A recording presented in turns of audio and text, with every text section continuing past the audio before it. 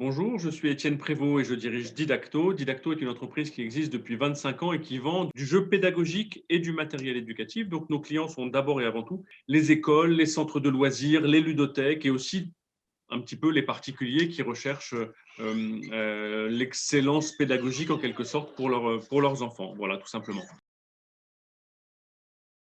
Coup de pouce, on connaît depuis longtemps, tout simplement parce qu'on est un petit peu reconnu comme étant fournisseur de jeux éducatifs. Et donc, dans le cadre des clubs coup de pouce et des activités de soutien, eh bien, assez naturellement, on est devenu depuis de nombreuses années un fournisseur privilégié d'un certain nombre de clubs jusqu'à ce que la relation s'intensifie et à ce qu'on devienne partenaire réellement. Nous soutenons Coup de pouce réellement depuis 3 ans, essentiellement sous la forme d'un mécénat de compétences. On choisit avec eux des jeux pour une activité particulière des clubs Coup de pouce, qui est le prix des petits jeux mathématiques, et pour lequel aussi on participe à l'envoi des supports à tous les clubs et à l'envoi des jeux dans toute la France. Donc voilà. Ça s'est passé un peu naturellement. Nous, on est quand même dans le secteur de l'éducation. On a presque naturellement l'impression d'être, c'est un peu la mode, les entreprises en mission, mais d'être un peu en mission, d'avoir une vraie utilité sociale.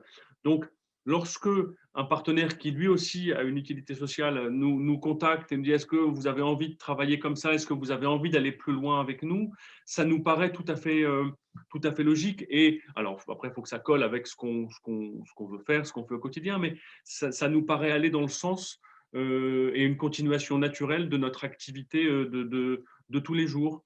Donc, assez naturellement, nous, on en vient à travailler plus fortement, et quand on peut donner un coup de main, soit en jeu, soit en compétences, soit parfois un peu en argent, eh bien, on le fait avec grand plaisir parce que c'est notre ADN, quoi. La décision a été pour nous très facile à prendre pour Didacto.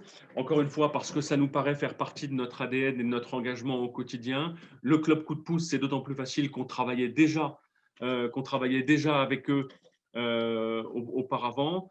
Et puis c'est vrai que pour tout le monde ici, pour les salariés, pour tous nos parties prenantes, c'est important de se retrouver au-delà du business de tous les jours, à se dire qu'on fait partie de choses plus grandes que nous, entre guillemets. Encore une fois, ça fait partie de l'ADN de Didacto. On vend des jeux éducatifs, on fait partie de la communauté éducative, donc ça nous paraît normal. Deuxièmement, il y a un aspect de motivation interne.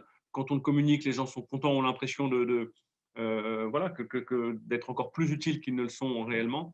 Et puis troisièmement, et tout simplement, moi je suis persuadé que c'est bon pour le business.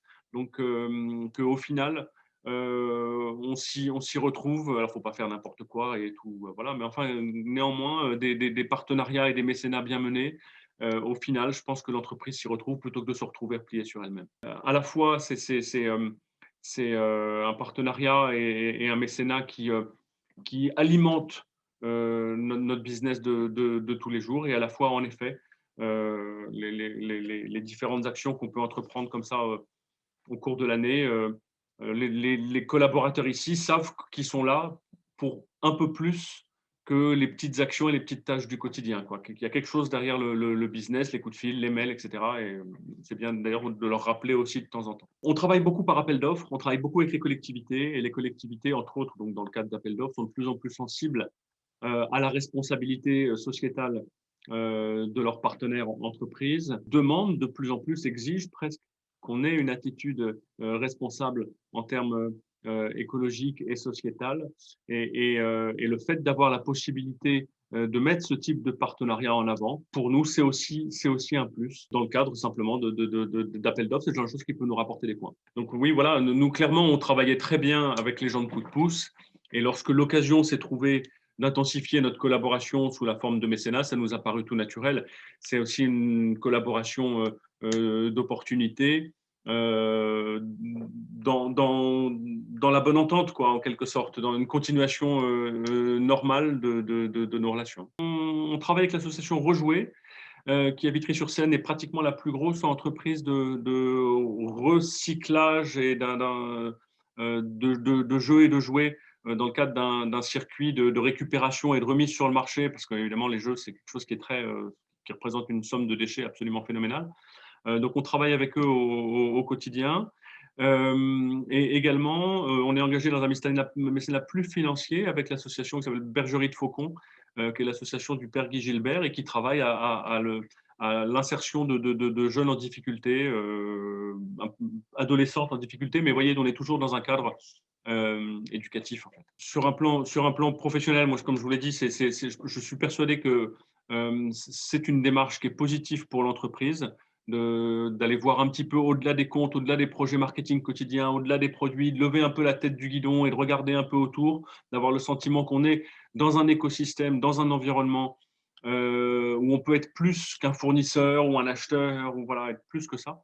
Donc, je pense que c'est bien pour l'entreprise, c'est bien pour les personnels de l'entreprise, c'est bien pour nous aussi. On fait des rencontres, on réfléchit différemment. Voilà, c'est tout un ensemble de démarches qui, au final, font que l'entreprise se nourrit, en fait. On arrose notre sol et il y pousse des choses qui sont différentes de ce du côté un peu aride du business au quotidien, tout simplement.